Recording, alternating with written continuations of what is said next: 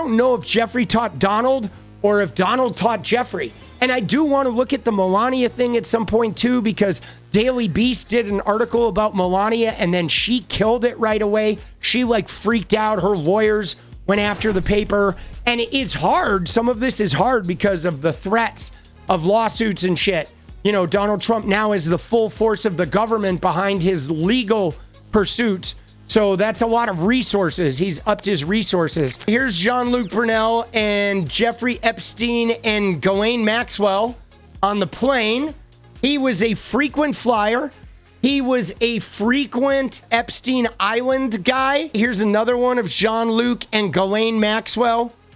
Okay, Little St. James, Epstein's Island. And so this guy was like deeply tied to Epstein. Deeply tied. This is really heavy duty stuff, man, because it is central to this. And Trump models he was in the center of this world, right? In a far more protected way. American Girls in Paris. So this is 1988. It's a meat market. You are there for the purpose of somebody wanting to take you home to bed. And what happens if you say no? You don't work. All right. So what you can see, obviously, by the name American Girls in Paris, what does this have to do with Epstein? This is about modeling. This is about modeling agencies. And this was central to the Epstein, Trump, Jean-Luc Brunel world. If you look at Epstein's two main close male friends, who were they? Epstein's two closest male friends were Donald Trump and Jean-Luc Brunel. And both of them had modeling agencies, guys. Okay? And John Casablancas was also close to Donald Trump. But they all had modeling agencies. They all were involved. Models are like 13 to 18. Okay? There's not a lot of models past the age of 18. Occasionally, they'll be like 19, 20, 21. But for the most part, it is a 13 to 18 age range. They are young. They're really sought after. See, Jean-Luc Brunel was like he was Epstein's closest male friend probably after Donald Trump and he separated. Okay? It was Epstein and Trump in the 90s and early 2000s. And then in the, early 2000s and on was Jean-Luc Brunel. And then Epstein and Jean-Luc Brunel both ended up dead by suicide. But they were all about modeling, and Donald Trump's models, Trump model management, they were trafficking young underage girls from Eastern Europe into America. It was a huge thing. His name is Jean-Luc Brunel. The girls told us Brunel is very careful about the models who are under the protection of Eileen Ford. But Courtney and Sherry, who are not Ford models, told us about the dinners he invites his other girls to attend with his male friends. It's a meat market. You are there for the purpose of somebody wanting to take you home to bed. He is acting as a matchmaker. He's got the agency. He's got the girls. His friends say, oh, Jean-Luc, I'd like to meet some girls, or we're having a party tonight. Can you bring some girls? And what happens if you say no? You don't work. Yeah, see, that's another thing too, right? Is the bringing the girls. Jean-Luc's friends need girls for their event or whatever, and then he brings them and they have to like participate in this shit. So you've actually known, be very careful of this, you actually have known that he has made someone pay a professional penalty for saying no. I know, I paid a penalty for saying no. We all did. I was personally proposed to by himself, Jean-Luc, and I said, no way. I laughed in his face, and I had no more appointments, and I never worked. What about the fact that people say when you come over here, you've come over knowing what you're getting into? Everyone knows. How can you know what you're getting into? How can you know what you're getting into? This is like a foreign country, you know? I mean, I'm from Florida, little city, Pompano Beach, you know? I mean, come on. How am I going to know what goes on in Paris, you know, or Milan? I mean, I don't even speak the language. I don't know anyone, you know? I'm in a new environment, you know? I don't know anyone. I have to trust the people that I come over here with. I mean, I'm naive. I'm young. A lot of these bigwigs at the agencies literally have a scale where in this hand they have your career and in this hand they have what they want. And your career can go up if they get what they want. If they don't get it, your career goes down. Many girls ever come to you and tell you that... See, that's really what all of this shit is about, is that it's that power dynamic, man. That power dynamic, right? That power dynamic of, you know, in the modeling agencies, Trump models, Karen models, elite models. It was the power dynamic of, you know, Jeffrey Epstein and his, like, whatever teenage massage girls, right? The power dynamic of the politicians and the intern, or, right? These huge fucking power dynamics that are crazy. Jean-Luc invites them to parties where he has male friends, and it's clear what the arrangement is when you get there, and that you are expected to be the friend of his male friends. Look at her. I don't believe that. I mean, I believe they said it, but you don't believe it's true? I find it hard to believe it's true. Dude, she knows.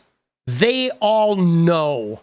Everybody in that industry, the new girls don't know. The new girl shows up, doesn't know. And she may have heard stories, but you believe no, it can't really be that bad. They're sensationalizing it. I have heard, oh, I'm sure you have. If you wouldn't be asking me if you weren't told that was true. But I like to think that our girls are not treated that way. And I like to think that we're that... I like to think that our girls are not treated that way. I like to think is what she said. You had Karen models with Jean-Luc Brunel. You had John Casablancas, elite models. And of course, you had Donald Trump with Trump model management. Okay. And then eventually Jeffrey Epstein and Jean-Luc Brunel teamed together to create MC2, which was a modeling agency here in America, in Miami and New York City. And now Epstein was running that right up until the time he got arrested in like 2005, 2006. Okay, but now Michael Wolff had talked to Epstein in great detail, and I've heard this before, where Epstein was talking about how he was genuinely worried. He was fearing for his life from, you know, Donald Trump. That whatever the circles that Donald Trump was connected to, which includes people like Ghislaine Maxwell's father and mobsters and whatever, the type of people that can get a casino built. I mean, when people would come out with charges against Trump and they'd get death threats, they would listen to the death threats. Okay? People getting death threats after an interaction with Donald Trump has not been an uncommon experience over the history of Donald Trump. If you research the man, you realize that, like, I think, I don't know, man, the more I look into this, the more I feel like Donald Trump was more of a ringleader. Donald Trump and Ghislaine Maxwell were more of a ringleader, and Jeffrey Epstein was more of a, you know, sex addict that was, you know, abusing these girls. But I don't know that Epstein was like the ringleader of this shit. I think he was trying to compete with the trafficking that was happening from some of these modeling agencies, these guys that were, you know, and Trump was heavily involved in that shit. He was just really careful. He wasn't gonna, like, you know, get a hand job from a trailer park. You know what I'm saying? Like Donald Trump was, everything he does in a much more protected, like, tight-lipped environment, only around people who are going to fall on the sword for him. And I think he's able to create that type of, like, fealty because he can get people killed. I don't know, man. You know, I just know that I've never seen Trump and the Republicans so spooked by the Epstein files. Here's another one of Jean-Luc, right? Him and Ghislaine also, I mean, they were very close and connected. He was fucking central to this shit. And when did he die? All right, so he, his was 2022. All right, so he was 3 years later. So Epstein, if we follow it, Epstein's first brush with the law was 2006, okay? 2005 to 2007, okay? 2007, he signs the non-prosecution agreement. He has a year of house arrest after jail. He goes about his business. It resurfaces after some reporters from Miami brought it back into the light after Me Too. I mean, guys, when you think about this, you remember earlier tonight we were watching Charlie Kirk. He was talking about whatever toxic femininity. If it hadn't been for Me Too, I don't think this would have come to a head. It was literally Me Too and the movement of like a resurfacing of there being consequences for rapey behavior that got these reporters to start looking into these stories again. And they rebooted it. It brought it back with Epstein getting consequences. So Epstein sued was August 10th of 2019. Okay. A year later, Brunel was arrested. Okay. In Paris, he was going to go to Senegal. He was arrested for rape and human trafficking, all of it involving minors. He was charged with drugging and raping a girl in June of 2021. And then in February of 2022, he's found dead in his cell. I don't know. A lot of these guys, man, it's wild. I think Trump was a little more, he's a little more careful. Like, one of the things about Trump is he was like super, even in his company, he kept his circle to like the tiniest number of people. He had his accountant, he had the woman who managed his Rolodex, and that was it, right? He was like very low profile. I think he's like much more closed world. But yeah, man, these guys are all super tied. Bill Clinton is tied into this. I mean, I just want to know what they found in the files. You know they found something, right? You know they found something. But he knew him. He definitely knew him. Don't get me wrong. He absolutely knew Jean-Luc Brunel. They were in the same fucking circles. But there's two things. I mean, one, Jean-Luc Brunel did a lot of cocaine, and Trump is like super anti-drug. The other thing, though, is I think Jean-Luc Brunel was like super notorious and much more of the aggressive type of dude. I don't think Donald Trump tend to hang out like he liked to be the aggressive dude. You know what I mean? Yeah, it's true. I think Trump liked to hang out with men that weren't the aggressive type dudes, so he could be what he perceived to be like the alpha male, whereas Jean-Luc Brunel was like way more like, he was way Trumpier than Trump. You know what I'm saying? He was, dude. These guys are fucking degenerates. But at the center of this, though, guys, is, Ghislaine Maxwell. She is lock, stock, and barrel at the center of this shit, boss. I mean, it's crazy when you think about it that right now they're like thinking about her being the person to get Trump off. She is in the center of these guys. Look at her. She's pulling her shirt open for him on the plane, right? She is like ground zero of all of these abusive, degenerate fucking men. She was like the moon that all of these abusers revolved around. And now the GOP is trying to make her the point person for the truth. And like, man, dude, we can't let that happen. Story of drugs and rape to Eileen Ford. I don't know what to tell you. That's horrible. And this is the first time you've ever heard one of these stories. Absolutely. Dude, that's such bullshit when she says this is the first time. See, part of the reason why we're looking at this is the realization when you look at Trump and Epstein, the idea that Epstein learned trafficking from Trump and his friends is far more likely than the opposite. I mean, it's almost like Trump and Jean-Luc Brunel and John Casablancas, they were trafficking and doing this shit in, with the pageants and the modeling, and they had a system that was like finely honed. Epstein gets into that world and starts taking girls from Mar-a-Lago, and then Trump's like, wait a second, man, like you're like lowering my, you know what I mean? Like these guys were all protected.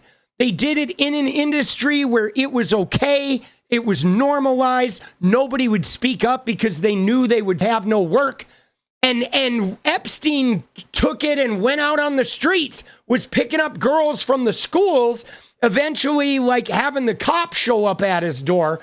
And so it's like, it's almost like Trump and those guys were more like kingpins. Because we have talked to 5 other girls who say that they have had drugs put in their drinks by Jean-Luc or Jean-Luc's friends.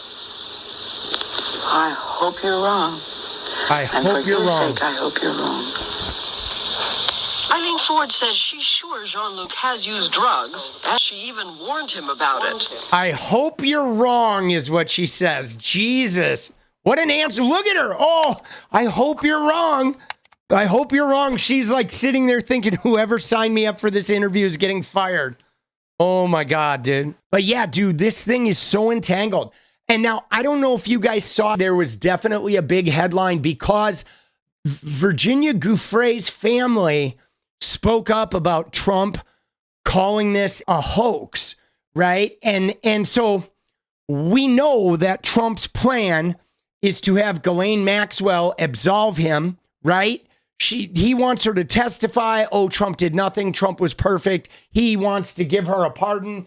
But I'll be honest, guys. I think we might hit a point where a whole bunch of victims come forward and start putting their foot down because they know that A, there's significant portions of the government right now who are willing to fight for the release of these things. And B, like Donald Trump walking around saying it's a hoax is about the most disrespectful thing. I mean, can you imagine if you were one of the women abused by Epstein and these guys or their family, and you see the fucking president of the United States, you see the president of the United States like trying to absolve himself from this by saying it's a hoax? Like, bro, I mean, these people are not reacting well. I don't know. I just feel like it's going to really embolden them to step up. We're going to keep going though. Dude, this is not losing steam because let me just tell you, everybody knowing that Trump is like a serial sexual assaulter, we know this. There may not be convictions, but everybody knows that Trump is a serial rapist, okay? He's had a long history of this. He told us in his own words that consent is not for him. But merely having a rapist be the president is like super triggering for millions of women worldwide, tens of millions. What is up, guys? Thank you so much for watching. If you like the video, you want to support independent resistance media, you know what to do. Drop that sub, hit the like button, and please share it.